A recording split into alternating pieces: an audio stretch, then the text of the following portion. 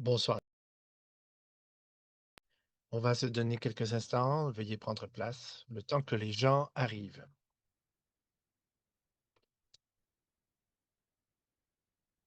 Bonsoir à tous. Bienvenue. Merci beaucoup de vous joindre à nous pour ce séminaire en ligne.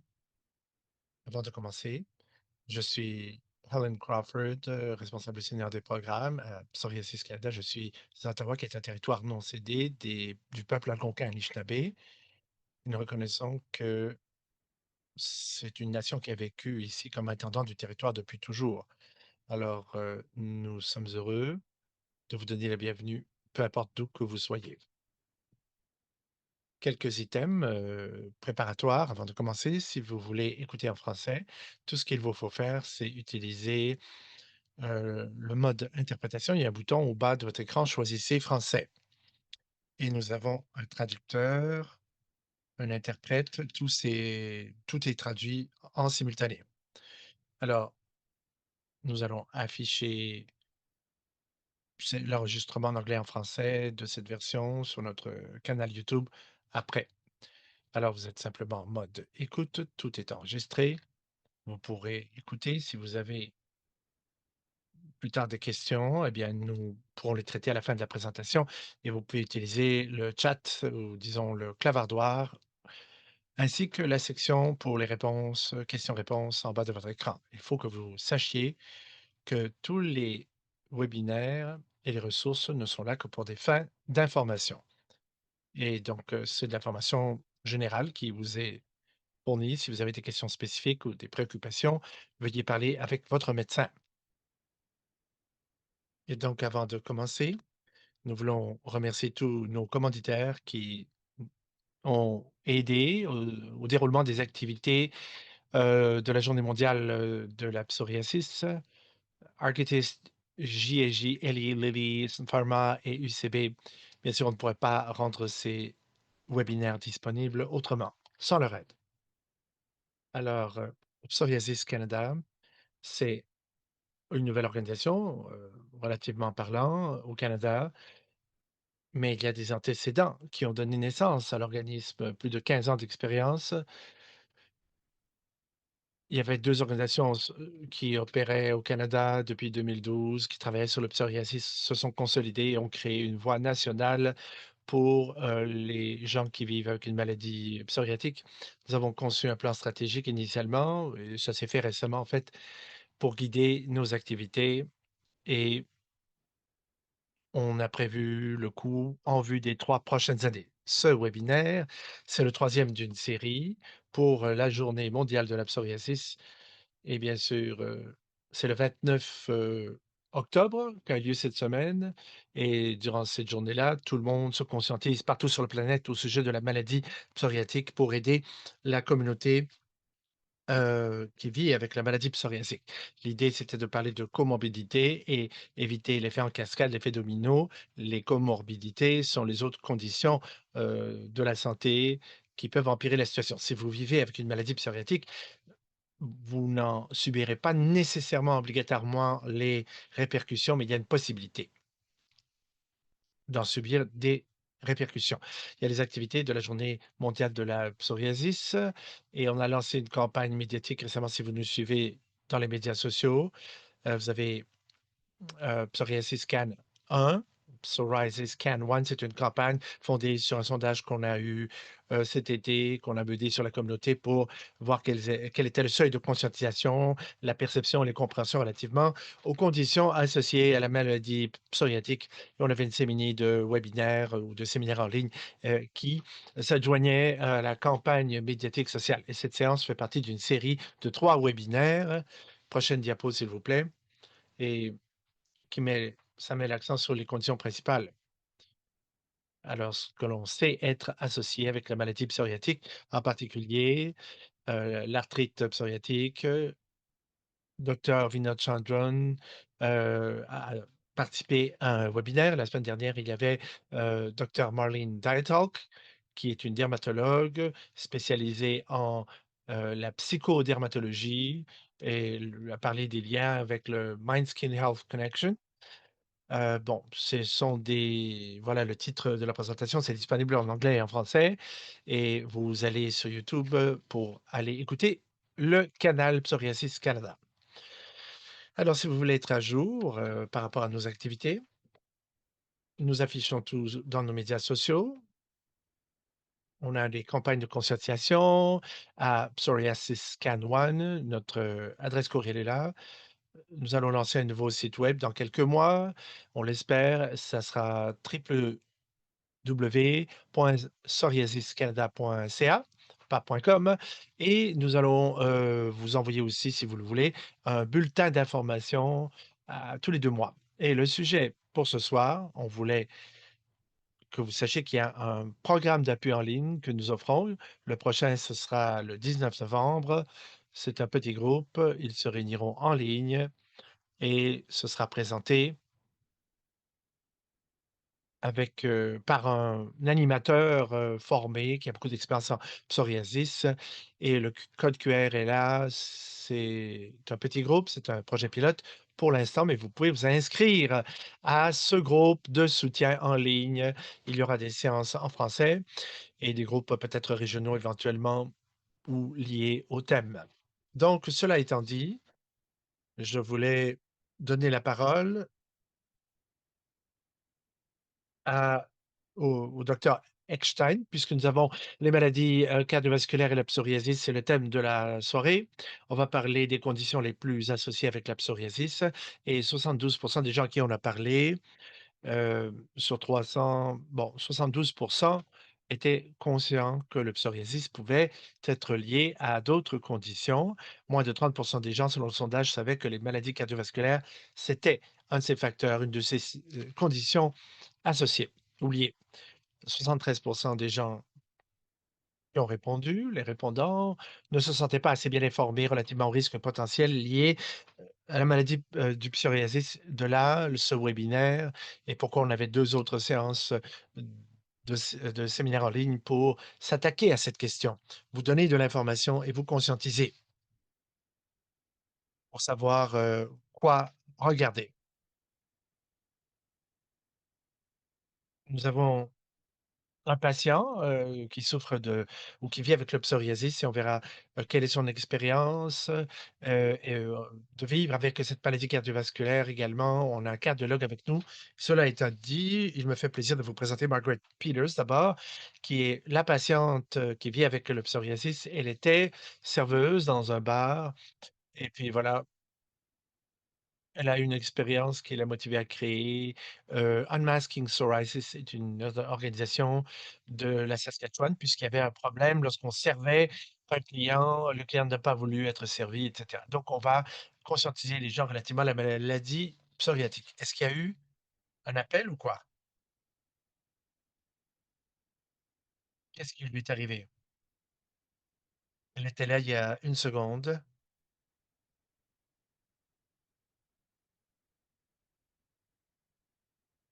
et peut-être qu'elle a des problèmes, techniques. On va le faire, à l'envers. On va revenir à l'histoire de Margaret aussitôt qu'elle viendra se joindre à nous à nouveau. Nous allons opter maintenant pour la présentation du docteur Janine Eckstein. Elle est une cardiologue qui intervient dans des différentes procédures à Saskatoon. Elle est directrice du Structural Heart Program, directrice également de, c'est difficile à prononcer, c'est un programme de priorisation, au Royal University Hospital, à l'hôpital royal universitaire. Elle est professeure assistante ou adjointe à l'Université de la Saskatchewan. Elle a complété sa résidence à l'Université de Saskatchewan, médecine interne et cardiologie. Elle a poursuivi son fellowship clinique en intervention et sur la cardiologie structurelle à la St. Michael's Hospital de Toronto.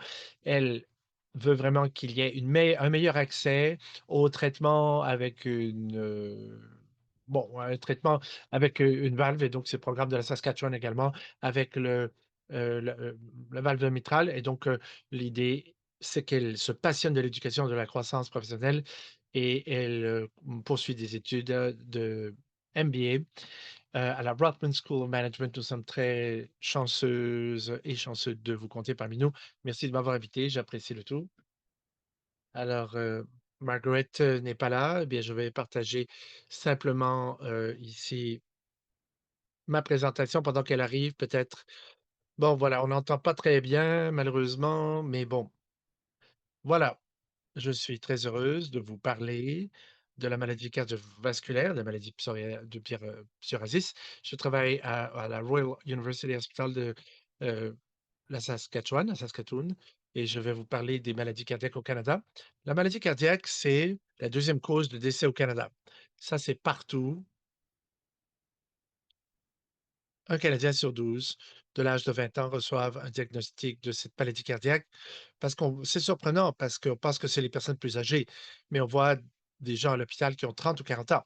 Donc, 1 personne sur 12 des adultes canadiens âgés de plus de 20 ans ont reçu un diagnostic de maladie cardiaque. Les hommes sont plus susceptibles de souffrir d'une crise cardiaque que les femmes et sont généralement diagnostiqués environ 10 ans plus tôt que les femmes. Ça dépend comment on le voit. Il y a une différence de 10 ans. 9 Canadiens sur 10 vivent avec au moins un facteur de risque de maladie cardiaque et la plupart de ces facteurs de risque sont modifiables.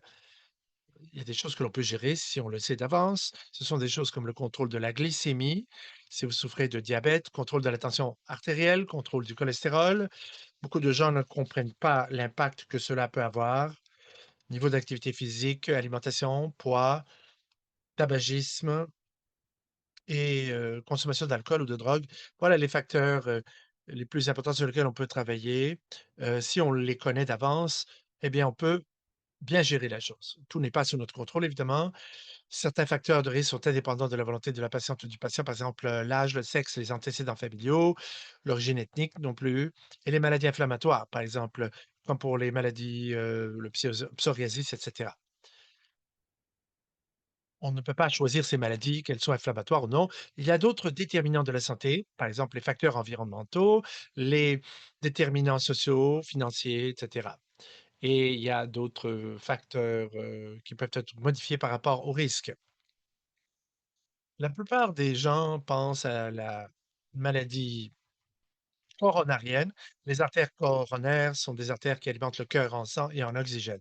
Pensez un peu tuyauterie, tuyaux et plomberie du cœur, n'est-ce pas? Si vous avez des blocages, on parle d'un étrécissement, un rétrécissement ou une obstruction, c'est la sténose. Voilà, pour la maladie coronarienne, c'est un rétrécissement et donc on parle d'une ou plusieurs artères coronaires, et c'est la forme la plus courante de la maladie, coronaire, ou cardiaque, pardon, et on parle également d'athérosclérose ou d'artériosclérose. La maladie coronarienne peut être obstructive ou non obstructive. Sténose, c'est moins de 70. C'est alors non obstructif. Ça ne provoque pas de symptômes ou de stress sur le cœur et ça ne nécessite pas d'intervention. C'est surprenant. Donc, pas de stress sur le cœur, pas besoin d'intervention. On ne bénéficie pas d'une intervention médicale. Le corps essaie toujours de se sauvegarder. Il y a des éléments de redondance qui font en sorte que ça marche. Si vous avez une sténose, par contre, c'est plus de 70. On parle d'une situation obstructive et c'est là où l'on commence à avoir des symptômes. Nous parlons de stable ou d'instable au niveau de la maladie coronarienne. Alors, on parle de stable, c'est que ça se développe lentement au fil du temps et ça peut provoquer des symptômes à l'effort. C'est la coronoropathie stable et il y a un terme aussi qu'on utilise, c'est l'angine. Et on connaît la douleur, n'est-ce pas, à la poitrine, l'angine. Ça vient lorsqu'il y a un effort, de l'exercice, et il y a un blocage des artères.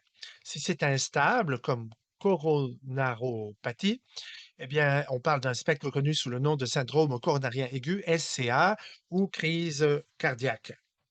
C'est lorsque quelque chose change dans les artères tout à coup et il y a des dommages. Si on parle d'un symptôme, toute personne est différente. Ce que l'on voit à la télé, dans la pub, on voit quelqu'un qui se met la main sur la poitrine. On parle de d'un sentiment de suffocation, sensation de compression, d'étouffement, de douleur ou de pression dans la partie centrale de la poitrine gauche. Voilà pour les symptômes. Mais c'est pas de la douleur, c'est comme une compression. On dit qu'on sent de la pression. Ça peut affecter les bras. À gauche, c'est plus courant, mais ça peut être les 2 bras également et ça peut monter jusqu'au cou. Ça peut rejoindre le dos, la gorge ou la mâchoire. Certaines personnes m'ont dit qu'ils souffrent d'une douleur aux dents, chaque fois qu'on va marcher. C'est pas une douleur aux dents là, c'est tout simplement, il y a quelque chose qui une douleur qui rejoint la mâchoire. Donc ça peut s'accompagner d'un essoufflement, de nausées, de vomissements et de diaphorèse, transpiration abondante. C'est difficile de savoir qu'est-ce qui se passe et donc il faut toujours voir quels sont les risques et regarder ce qui est le plus susceptible d'arriver. Les femmes sont plus susceptibles de présenter des symptômes non traditionnels et c'est mal, étiqueté en quelque sorte puisqu'on dit que les femmes sont plus susceptibles de présenter des symptômes. On ne peut pas parler de moins de certains symptômes d'inconfort. Donc l'inconfort est comme chez les hommes. On parle de une sensation de compression, mais les femmes voient qu'il y a quelque chose d'autre qui arrive. Elles ont des difficultés de sommeil, la vague, gêne thoracique est toujours là, difficultés de sommeil, on se réveille au milieu de la nuit, on est essoufflé et les femmes se sentent obligées de s'asseoir. Et donc il y a une indigestion, une nausée, vomissements, sentiment d'anxiété et cetera. Donc, gêne thoracique plus autres symptômes. En cas de maladie coronarienne stable, ces symptômes sont provoqués par l'effort ou le stress et disparaissent avec le repos. Dans, le cas des syndromes coronariens aigus, ils peuvent survenir au repos ou à l'effort, mais ils persistent. Arriver au repos, bon, ça peut être là pendant des heures ou pendant des minutes. Si c'est avec du stress, ça ne s'arrête pas, si vous vous reposez et donc c'est un signe que vous devez demander plus d'aide parce qu'on ne devrait pas sentir une pression là qui dure trop longtemps. Alors, j'ai déjà parlé de ça. Quels sont les facteurs de risque? Si on regarde les facteurs de risque traditionnels, le diabète, l'hypoglycémie, l'obésité, le tabagisme, surcharge pondérale, hypertension, et on a des problèmes de pression sanguine, dyslipidémie et les problèmes de cholestérol également, ce qui est traditionnel. Mais on en parle. Et pour les femmes, s'il y a, des grossesses, précoces, hypertension et cetera, diabète avec grossesse également, d'autres risques facteurs sur lesquels on apprend de plus en plus. Mais les maladies auto-immunes, les maladies inflammatoires et cetera, ça augmente le risque des maladies coronariennes. Et donc, les traitements du au cancer, la radiation, la dépression, c'est lié à la maladie cardiaque à cause des médicaments que les gens prennent en cas de dépression. Il y a quelques éléments ici qui ont été mentionnés par l'Alliance canadienne, pour les femmes. On parle de maladies auto-immunes et le cœur, la maladie cardiaque et donc ça vient, de la Canadian Women's Heart Health Centre, ce centre-là. On parle beaucoup de lupus ou de l'arthrite rhumatoïdale. Toutes les maladies inflammatoires auto-immunes peuvent accroître le risque. Alors, comme on l'a vu dans le sondage, beaucoup de gens savaient qu'il y avait d'autres facteurs qui étaient liés à la maladie psoriatique, mais on ne savait pas c'était quoi au juste, et même parmi les praticiens de la santé. Des fois, il faut soi-même défendre ou alléguer une position parce qu'on apprend encore tellement de choses relativement au lupus et aux maladies auto-immunes, par exemple l'arthrite rhumatoïdale et comment cela a un impact sur la maladie cardiaque. On doit continuer à apprendre et on doit toujours comprendre que la maladie psoriatique est liée à tout ça et donc il y a plus, de causation d'inflammation et un risque plus élevé et donc les maladies auto-immunes peuvent accroître l'inflammation parce qu'il y a des changements au niveau des vaisseaux sanguins et la plaque. C'est lorsqu'il y a des dépôts, du cholestérol dans les artères. Le diabète, le tabagisme, une pression artérielle élevée, l'inflammation, tout ça a un impact sur les dépôts, de cholestérol dans les vaisseaux sanguins, ce qui arrive au niveau de l'organisme.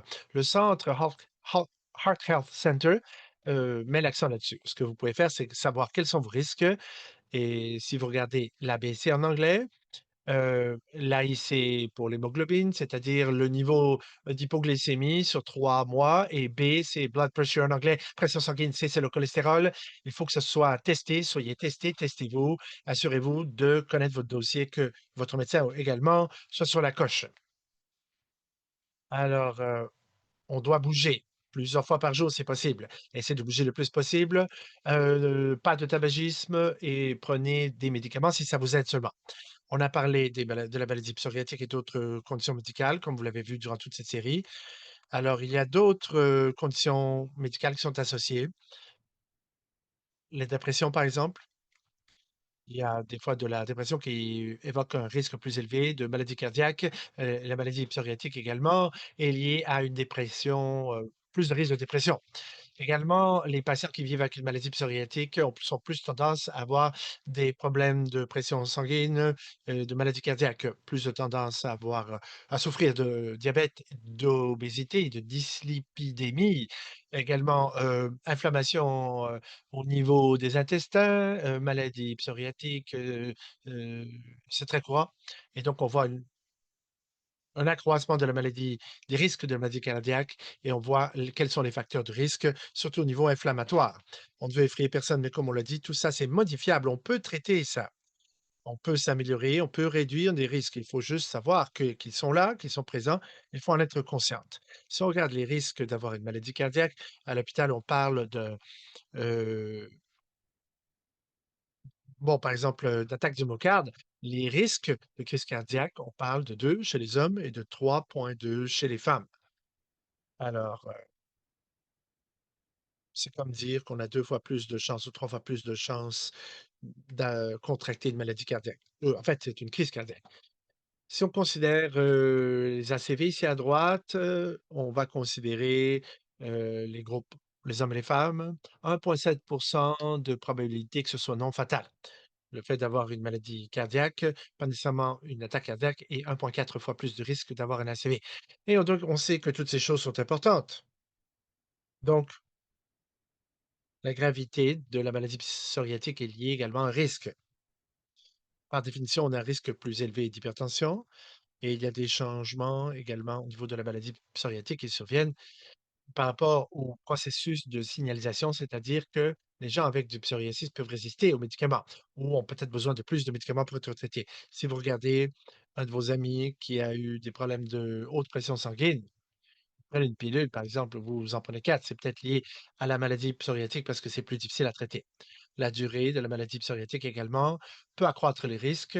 Si vous contractez le tout plus jeune, ben, peut-être que les facteurs de risque ont été surveillés plus tôt. On pense aux hommes, on vérifie les niveaux de cholestérol et la pression sanguine autour de l'âge de 45 ans et 50 pour les femmes. Si vous avez une maladie de psoriasis depuis que votre jeunesse, faites-vous vérifier, allez faire surveiller vos niveaux auprès de votre médecin.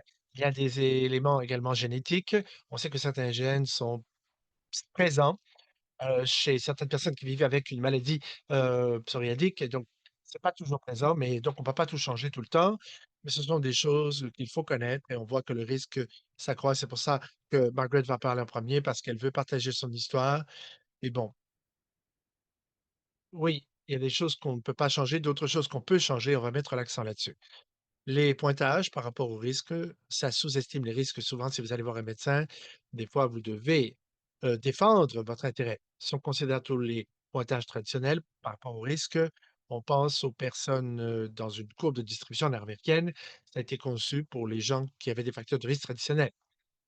Mais avant, on ne savait pas trop de choses sur les maladies inflammatoires, mais il y a un score qui s'appelle le Reynolds Risk Score, le RRC, qui inclut le CRP. Beaucoup de pointages de risque, vont multiplier les choses par 1,5 et voilà. Donc voilà une bonne raison pour défendre nos intérêts, alors qu'on veut que les autres fournisseurs de soins, soient à jour et vous pouvez défendre vos intérêts en conscientisant même les médecins. Alors, on peut faire le test, c'est ce qu'on appelle un échocardiogramme, c'est un ultrason du, cœur. Vous regardez vos signes vitaux au niveau du cœur et voir si ça fonctionne bien. On voit si, peut-être, il y a des problèmes de soupape cardiaque et donc on va faire le test, du stress pour voir s'il y a rétrécissement des artères ou s'il y a une maladie coronarienne et on avec un vélo stationnaire ou peut-être un tapis roulant, on va faire ce test de stress par un exercice et on va utiliser un ultrason du cœur, c'est le Stress Echo, sur un vélo stationnaire ou sur un tapis roulant et donc on va prendre quelques photos par ultrason. On a également la médecine nucléaire ou un scan MIBI qui prend des photos, de votre cœur pour essayer d'en faire le suivi. On va faire également, par tomodensitométrie, on va faire une angiographie également et on va voir tout ce qui est disponible en Saskatchewan. Il y a une longue liste d'attente pour ça en Colombie-Britannique, et en Ontario, c'est très court. et donc on peut avoir une mesure plus invasive. C'est un angiogramme, coronarien, dans un labo de cathétérisation. C'est ce qu'on appelle également un heart cath ou un heart catheterization ou une cathétérisation coronaire ou angiogramme et cetera. Mais on va à l'intérieur de votre cœur et au niveau de votre poignet, de votre jambe, on remonte vers le cœur pour voir, l'état des artères. Et on peut voir si les artères sont normales ou s'il y a des éléments obstructifs ou non obstructifs relativement à la maladie coronarienne. On n'opte pas pour cela en tant que premier test. On veut faire un test de stress d'abord, avant d'avoir une mesure hospitalière invasive, mais c'est une option qui vous aide à diagnostiquer, les maladies cardiaques et à les traiter. La gestion de la maladie cardiaque, bien sûr, selon la photo que vous voyez ici, c'est que la prévention, c'est ce qui convient le mieux. Mieux on peut prévenir la maladie cardiaque, mieux c'est pour tout le monde. Et donc, je serais plus qu'heureuse de passer le reste de ma carrière à faire de la prévention primaire plutôt que de devoir traiter des patientes, de maladies cardiaques. Mais ça va prendre du temps. On va regarder du côté des facteurs de risque. Pouvez-vous arrêter le tabagisme? Est-ce qu'on peut vous aider à cesser de fumer? Et on a des médicaments qui peuvent vous aider. C'est la chose la plus importante que vous puissiez faire pour votre cœur. Pour la santé de votre cœur et de votre cerveau aussi. Vous pouvez, contrôler votre niveau de cholestérol, la pression sanguine, accroître votre niveau d'activité et gérer votre surcharge pondérale, votre poids. C'est difficile, mais des fois, c'est pas juste votre indice de masse corporelle, mais c'est la mesure de votre abdomen. On parle beaucoup de différentes formes du corps qui est propre à chaque personne. Bien sûr, tout le monde est conçu différemment, mais on veut avoir un poids santé et faire de l'exercice. Voilà pour les scores de risque et ce qui est spécifique par rapport à ceux qui vivent avec une maladie psoriatique. Ceux qui sont dans ce webinaire, la prévention, c'est la meilleure option. La gestion du facteur de risque, c'est très important également parce que si vous êtes à risque, on veut vous aider à réduire votre risque. Et on veut considérer la maladie sous-jacente de psoriasis et voir comment on peut vous aider à contrôler le tout. Et vous savez ça mieux que moi, il y a la photothérapie, les traitements topiques ou les thérapies systémiques. Ce qu'on essaie de faire, c'est de contrôler les choses relativement à la condition, et on veut, réduire l'inflammation. Et on veut également avoir, une surveillance routinière régulière des facteurs de risque. Ça prend un examen, un check-up comme on dit du cholestérol le plus tôt possible, généralement 45 ans.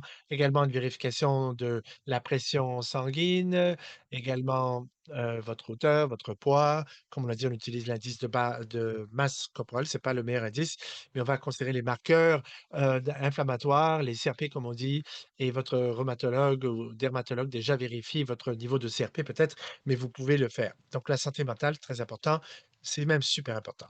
C'est très important quand on sait qu'il y a une coexistence de dépression avec la maladie psoriatique et la dépression, ça s'adjoint de maladies cardiaques et donc, les médicaments que nous utilisons pour la dépression peuvent accroître les risques de maladies cardiaques. C'est un cercle vicieux et donc prendre soin de votre santé mentale, c'est très important avant et après avoir eu une maladie cardiaque. Alors, c'est une des choses les plus importantes, relativement au programme de réhabilitation cardiaque.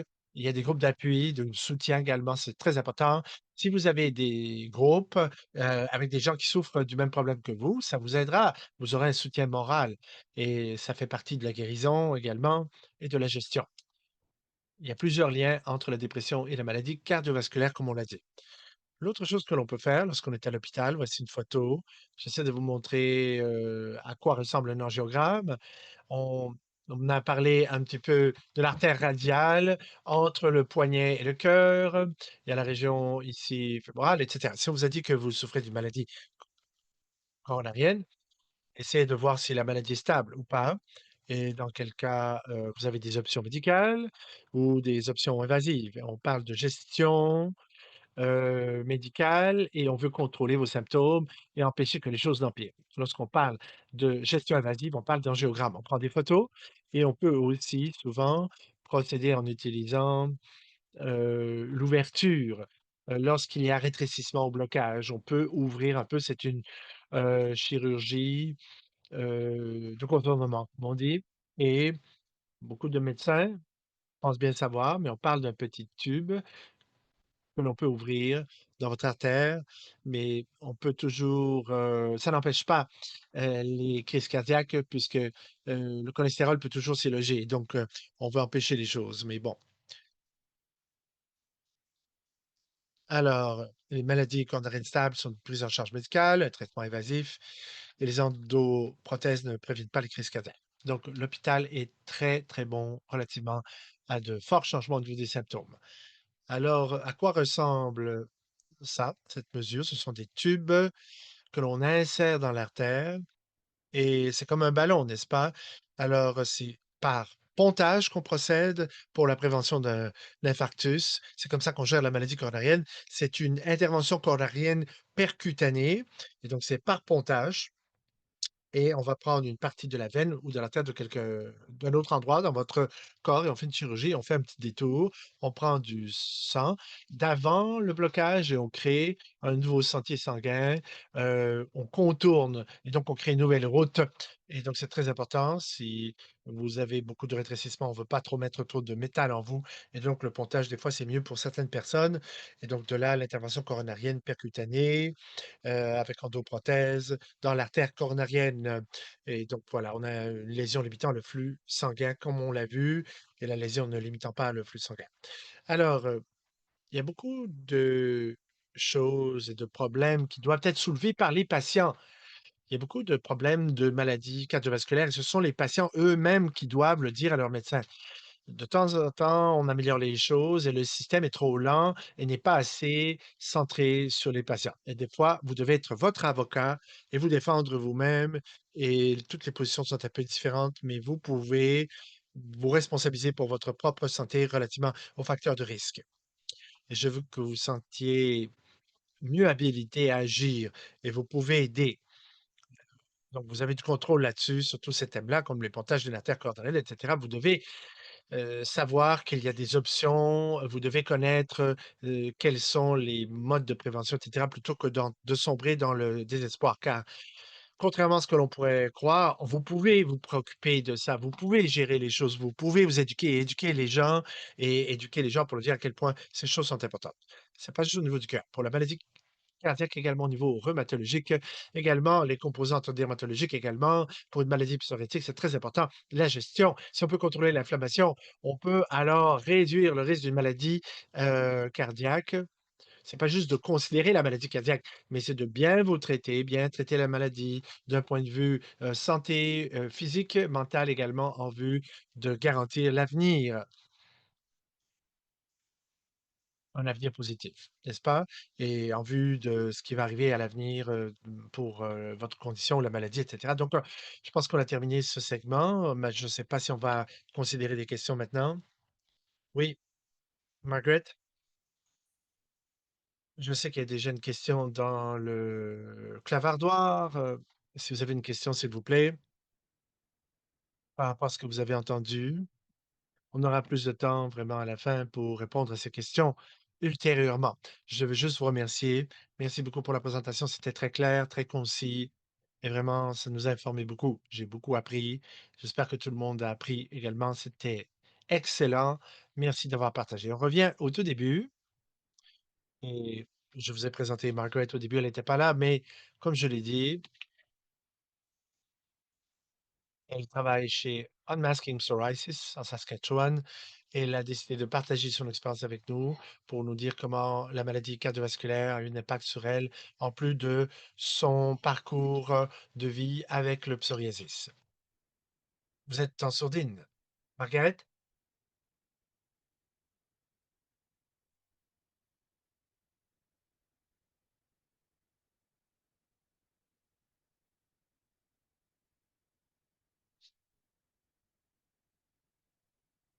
Je ne peux pas vous entendre.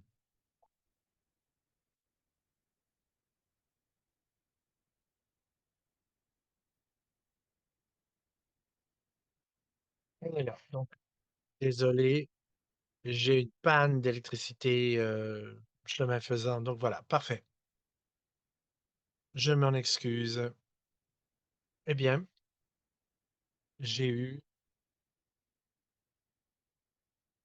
une, attaque cardiaque massive durant la COVID également et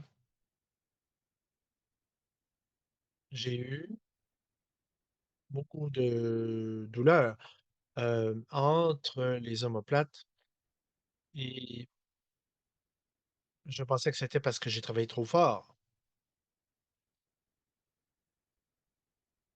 J'ai commencé à dormir sur une bouteille d'eau, comme on dit, et puis je me sentais pas bien. J'ai appelé mon médecin et ils m'ont dit: Tu dois te faire tester pour la COVID». Ça, c'était vendredi. Je suis allé me faire tester, un test de COVID. Et puis, le médecin de la COVID m'a dit: «Je pense que je vais vous référer là, pour qu'on fasse un travail là, sur votre sang là, et puis qu'on prenne une radiographie au niveau de la poitrine». Bon, pulmonaire. Bon, j'ai trouvé ça bizarre. C'était samedi. Ben, j'ai pas eu d'appel. Lundi matin, on m'appelle. On m'a dit: «Ne fais rien. Je veux immédiatement que tu ailles à la salle d'urgence». Et je suis resté assise dans la salle d'urgence pendant un certain temps et j'avais une équipe de cardiologues extraordinaires qui m'ont traité aux petits oignons. Ils se sont rendus compte que j'avais eu une crise cardiaque et donc on m'a inséré, 2 petits, tubes. Merci aux médecins. Ils étaient tout simplement extraordinaires, et le jour de la psoriasis, c'était tout de suite après et on a eu une réunion avec Hélène et Antonella. Et le jour d'après, après ma crise cardiaque, j'étais au téléphone avec eux, j'étais alité à l'hôpital et c'était: «Oh mon Doux!» Et je me suis senti comme, dans une situation irréelle et en une semaine, voici ce qui s'est passé. Mon psoriasis est disparu, complètement. Je ne sais pas pourquoi, c'est revenu depuis,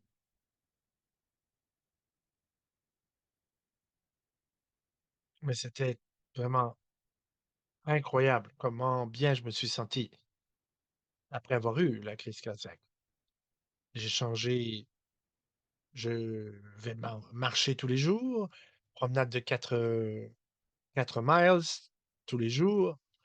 Je fais attention aux aliments que je mange et vraiment, j'essaie de prendre soin de moi-même. Tout ce que j'ai à dire. Merci beaucoup, Margaret. Merci d'avoir partagé ça. Je suis curieuse.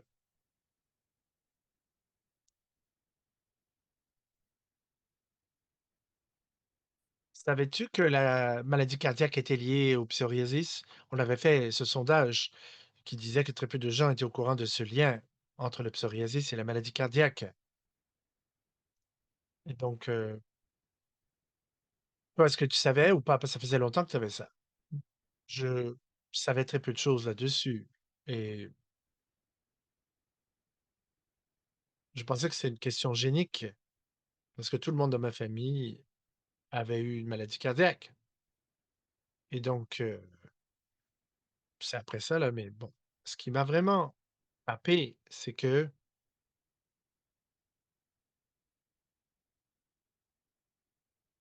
je ne savais pas que la douleur entre les omoplates, c'était crise cardiaque. Parce qu'à ce moment-là, ouais, lorsque je fais quelque chose maintenant, c'est comme bon, si tu as du psoriasis également, tu as la chance là d'avoir d'autres maladies. Je dis pas qu'on doit trop y penser, mais il faut que tu sois consciente de ça au moins, au minimum. Merci d'avoir partagé cette expérience. Nous avons du temps maintenant pour, aborder des questions.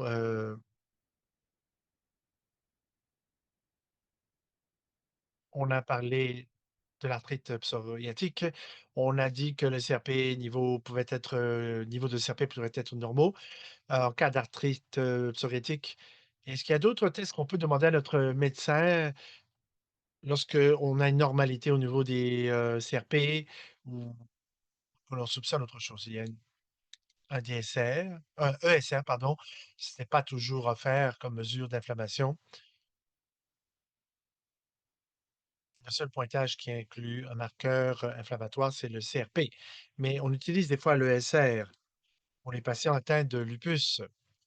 Sinon, on peut partir du point de vue lié au pointage de risque et ainsi de suite. Des fois, on utilise l'ESR, des fois, il y a des endroits où l'on n'a pas l'ESR en première ligne, mais bon, si vous avez un CRP normal, vous pouvez demander un test ESR. Ça dépend toujours du labo, en fait, pour être honnête. Une autre question, si j'essaie de comprendre tout ça, voir comment cela interagit, comment ces facteurs sont là. Je ne savais pas qu'il y avait des liens entre le psoriasis et la maladie cardiaque. Et un triple pontage coronarien pour mon mari il y a pas longtemps. Il a été diagnostiqué avec du diabète, haute pression sanguine lorsqu'il, il avait la mi-vingtaine et du psoriasis probablement. Il avait 56 ans ensuite et puis bon, il y a eu cette chirurgie, pontage, c'était une expérience assez bouleversante. Les patients passent dans un processus lorsqu'ils entendent tout ça là, toute cette information en même temps et l'information, ça peut être bouleversant. Il y a des liens à établir ici qui peuvent, causer très tôt une recrudescence, une augmentation de la pression sanguine et donc il y a des facteurs génétiques également qui, ont trait à certaines variations. Vous pourriez être cette personne donc c'est-à-dire que ce n'est pas très bien connu en fait, encore et on cherche encore. Mais les risques associés avec une maladie inflammatoire, on sait ça depuis 10 ans, mais ça peut s'accroître dramatiquement. Depuis les 5 dernières années, ça s'est accru. Donc, c'est pas juste chez les gens, c'est les fournisseurs de soins également. C'est pas juste les patients, les gens, les familles et les fournisseurs de soins qui sont éberlués d'apprendre ça. Les fournisseurs de soins aussi n'ont pas réalisé ça. Bon, alors j'ai eu des patients auto-immunes, avec une maladie auto-immune. Et ils ont trouvé ça très difficile de gérer leur pression sanguine parce qu'ils souffrent beaucoup. Des fois, la pression sanguine est meilleure lorsqu'on gère la douleur. Donc, si vous vous grattez toujours, vous avez des démangeaisons, si vous avez de la douleur, ça va faire augmenter votre pression sanguine. Mais c'est ce qu'on est en train d'apprendre. On apprend davantage sur le sentier de l'apprentissage relativement à la maladie cardiaque. Mais bien sûr, en rétrospective, on peut dire oui, bien sûr, c'est logique maintenant, mais on a dû l'apprendre parce qu'on a toujours raison après coup, mais on ne pouvait pas le savoir. Et donc, il faut éduquer la communauté, il faut s'éduquer au sein de la collectivité, il faut s'améliorer et il faut surtout défendre nos propres intérêts et veiller à éduquer les gens. Voilà, voulez-vous rajouter quelque chose à ça? Oui, vous êtes en sourdine? Oui, je pense que un des éléments centraux, c'est que lorsque vous utilisez un médicament, vous prenez un médicament pour le psoriasis, et là, ils vous disent, de faire, qu'on va faire un travail sur, le sang. Bon, pour des occasions régulières, là. Non, non, non, non, faites-le tout de suite. Ne prenez pas de retard. Si on vous dit: «Il faut travailler, là, il y a un problème de sang», ben, moi, on aurait découvert que j'étais borderline diabétique à l'époque, si je l'avais fait. J'aurais découvert ces choses-là très tôt, grâce à l'examen sanguin et donc je n'ai pas fait les choses au bon moment. J'étais en retard souvent. Si un médecin te dit: «Faut que tu le fasses», ben, fais-le! Écoute leurs conseils, puis souscris aux règles médicales. Une autre question pour Bill. Il essaie de comprendre là. Est-ce que vous dites que les antidépresseurs, ce sont des médicaments qui vont avoir un impact négatif sur la santé du cœur? Pouvez-vous aborder cela? Bon, certains médicaments utilisés pour traiter l'anxiété et la dépression peuvent, changer la façon qu'a notre organisme de traiter le cholestérol. Bon, certains médicaments antidépresseurs, pas tous, mais sont associés à des différences au niveau du profil de cholestérol. Ce sont ces médicaments qui peuvent changer un petit peu la gestion du cholestérol dans l'organisme et donc, ça peut avoir un impact relativement aux facteurs de risque. Donc, pour faire suite à ce dernier commentaire, Et Paula l'a dit, je pense, relativement à ce qu'elle avait dit.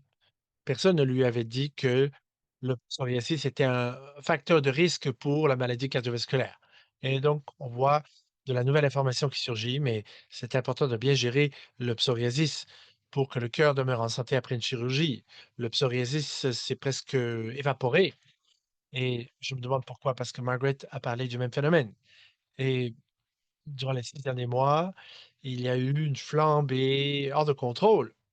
Donc, mais il semble qu'on ne peut rien faire avec ce médecin de famille. Je voulais juste le dire, donc il y avait cette question relativement à la gestion du psoriasis, c'est important.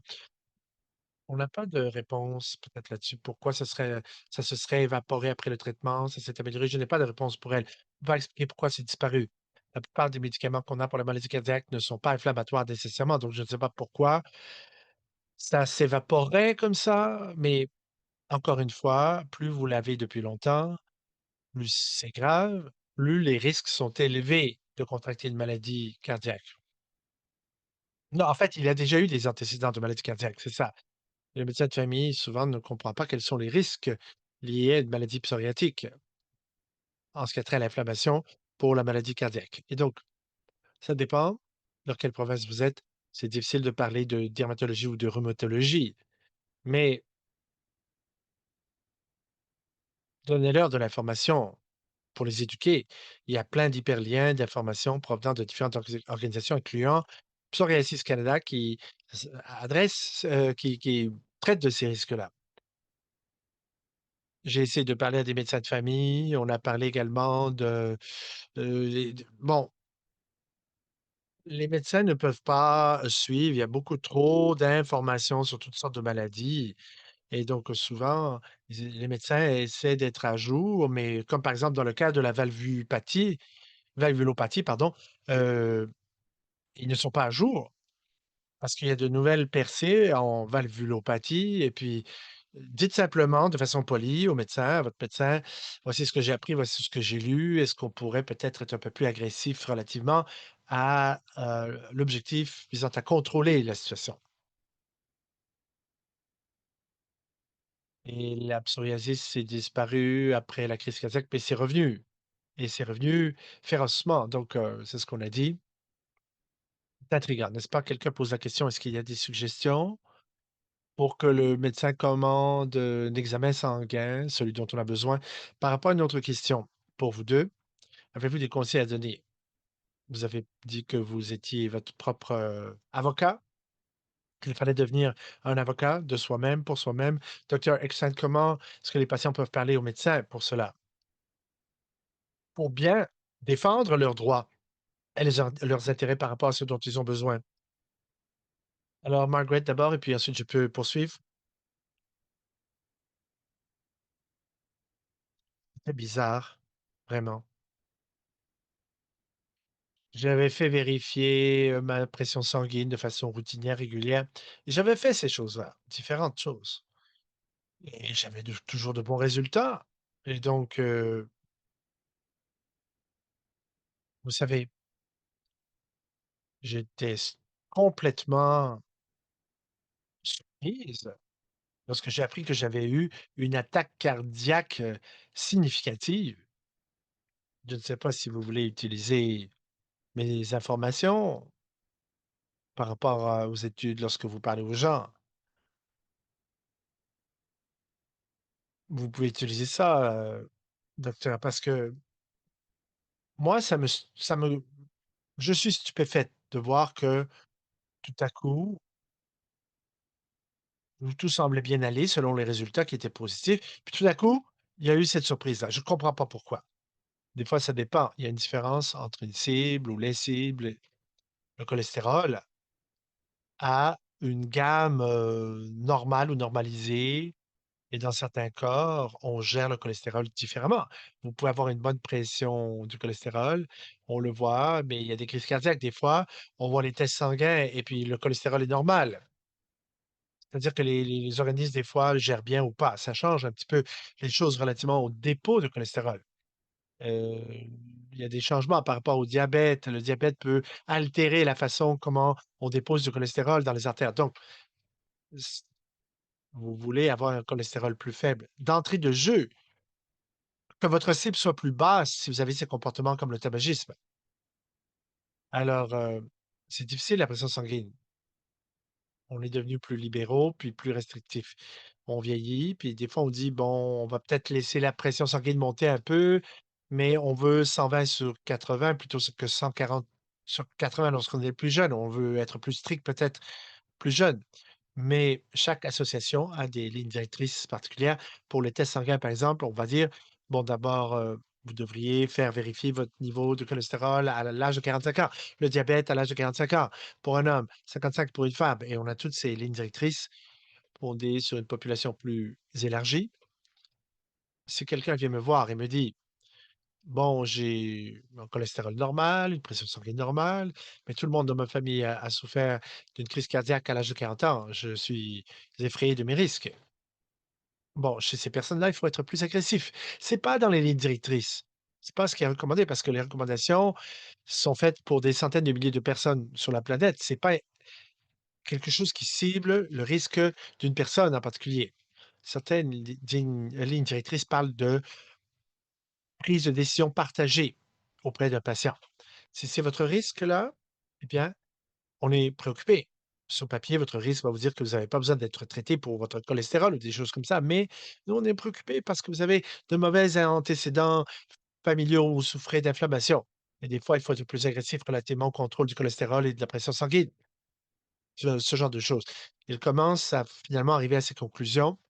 Et donc, parmi les suggestions pour qu'on commande les tests dont on a besoin, eh bien, il faut défendre ses intérêts. Dire, bon, voilà, je me soucie de ça, j'ai peur. Peut-être que bon, j'ai peut-être pas besoin de tests de cholestérol et de diabète maintenant, mais à cause de mon psoriasis, est-ce qu'on pourrait regarder ça?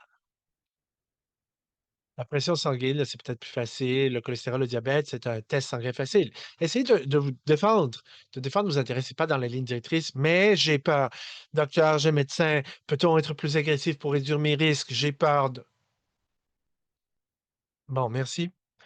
Il nous reste du temps pour peut-être quelques dernières questions. Quelqu'un posait la question: «Que voulez-vous dire?» ou qu'est-ce que ça veut dire si votre bon cholestérol est mauvais et votre mauvais cholestérol est bon? Ça veut dire quoi? Le bon cholestérol, c'est le HDL qui est élevé et le mauvais cholestérol, le LDL, ou tout ce qui n'est pas du HDL lorsque c'est faible.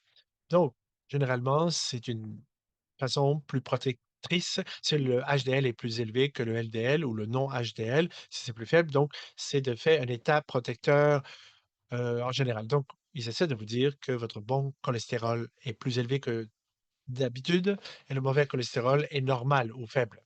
Donc, en général, votre cholestérol est élevé puisque votre bon cholestérol est en meilleure posture d'une certaine façon. Mais c'est ce que je crois comprendre. Il y a un commentaire ici: «Les statines comme mode préventif ou prendre des produits naturels au lieu de». Pour baisser le niveau de cholestérol. Avez-vous des tuyaux là-dessus par rapport aux remèdes naturels pour améliorer la santé cardiaque? On n'a pas beaucoup de données éprouvées là-dessus pour la santé cardiaque pour dire que les remèdes naturels fonctionnent. Il y a des études qui considèrent la coenzyme Q10, la niacine également et la version, qu'on dit en anglais flushing version, heu donc ça dépend de votre cholestérol, n'est-ce pas? Si vous avez trop de cholestérol, le niveau de cholestérol est trop élevé, les remèdes naturels ne vont pas aider. Mais si vous êtes au seuil normal, prendre des choses comme de la coenzyme Q10, ça peut vous aider, de la niacine, ça peut aider et donc c'est un peu plus actif simplement. 30 minutes par jour d'activité physique quotidiennement, là, ça va aider. Les statines, c'est mieux statistiquement parce que ça marche en abaissant votre niveau de cholestérol, mais au fil du temps, ça stabilise le cholestérol qui se retrouve déjà dans vos vaisseaux sanguins. Pourquoi les statines, c'est très bon dans les essais cliniques, surtout chez les gens qui vivent avec une maladie cardiaque, qui sont atteints, c'est parce qu'on baisse le niveau de cholestérol, mais ce que l'on trouve là, de toute façon, va être stabilisé, ce qu'on appelle l'effet pléiotropique. C'est-à-dire que ce qui se trouve déjà là est atténué. Et donc, les statines montrent de grands avantages à ce niveau. Bien sûr, les statines sont plus efficaces, mais il y a des effets secondaires également. Il y a des effets secondaires qui sont plus effrayants que ce qui arrive vraiment, mais il y a des effets secondaires des fois. Ça dépend de votre cholestérol, si c'est vraiment malsain, mauvais, ça dépend des fonctions naturelles. Il y a d'autres options naturelles, en fait, vous pouvez les considérer, mais peut-être qu'on peut juste les rajouter à ce que vous prenez déjà. D'autres questions maintenant, qui s'adresseraient d'abord à un dermatologue, en termes de traitement émergent pour le psoriasis. Si on parle d'une condition qui a duré toute la vie chez une personne atteinte, ce n'est pas votre aire d'expertise, mais je veux dire en général simplement que l la psoriasis est assez solide, c'est-à-dire que ça prend du temps pour approuver des médicaments, contre le psoriasis. Mais en ce sens-là, c'est solide. Mais il y a pas de, heu, traitement qui vous guérit de la psoriasis, du psoriasis et donc c'est très limité, n'est-ce pas? Donc la maladie psoriatique, là, ça dépend, là, mais il y a des périodes des moments qui sont plus significatifs. Mais il y a de très bons traitements également, même s'il y a pas de guérison par médicament. Dans la publicité aux États-Unis, à la télé, sur les avantages du GLP-1 et vous avez parlé d'obésité, qui est une condition liée, aux maladies cardiovasculaires et l'obésité, c'est un facteur de comorbidité également. Les GLP-1 en général, je me posais la question, quel est leur impact, leur effet?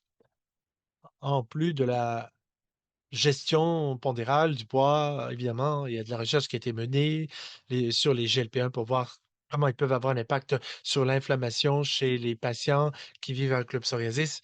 Et donc, on se demandait si c'était la même chose pour les maladies cardiovasculaires en termes d'avantages. On voit qu'il y a des avantages pour les maladies cardiovasculaires. Difficile à savoir parce que ça réduit les niveaux glycémiques, ça aide à réduire les maladies cardiaques, ça aide à la gestion du poids, il y a une réduction des causes, ça aide, à réduire l'inflammation. Il y a un groupe de Manchester au Royaume-Uni qui considère, les statistiques sur la santé humaine des populations. Ils ont des statistiques de ligne de base, baselines, pour la santé une population, 2 populations au niveau statistique et donc il se penche sur le GLP-1, mais nous n'avons pas ici au Canada, toutes ces données, vastes données depuis une perspective préventive. On aura un jour de vastes données ainsi, mais on n'a pas de données premières en termes de prévention d'une telle ampleur. Alors je pense qu'il est 8 heures, on pourrait continuer à en parler si on avait plus de temps. Malheureusement, nous n'avons plus le temps. Nous n'avons plus de temps, donc j'ai mis un hyperlien dans le clavardoir, pour ce programme, de soutien en ligne, si vous voulez vous inscrire. Le nombre de participants sera limité, donc si vous êtes intéressé, inscrivez-vous tôt. Il y a également un formulaire, vous pouvez nous donner votre opinion sur le séminaire en ligne, ce webinaire et on peut planifier d'autres webinaires à l'avenir et obtenir votre avis là-dessus, votre opinion. Et j'aimerais profiter pour remercier Dr. Epstein. Merci Margaret également. Merci d'avoir pris cette soirée pour être avec nous et partager vos histoires, votre information. Nous apprécions beaucoup le fait que vous ayez pris du temps avec nous. J'aimerais remercier notre interprète qui travaille très fort en vous donnant cette traduction en direct en temps réel. Alors, tout est traduit et ça prendra quelques jours maintenant si vous voulez revoir la séance, ce sera disponible sur la chaîne YouTube et vous pourrez voir les 2 autres, séances également si vous n'avez pas pu participer en direct et on verra le lien entre, la santé mentale et la santé, cutanée de la peau. Merci beaucoup pour rendre possible cette séance. Merci à nos commanditaires. Merci à tous ceux qui ont participé. Merci de vous être joints à nous. On vous remercie. À la prochaine. Quelle belle soirée.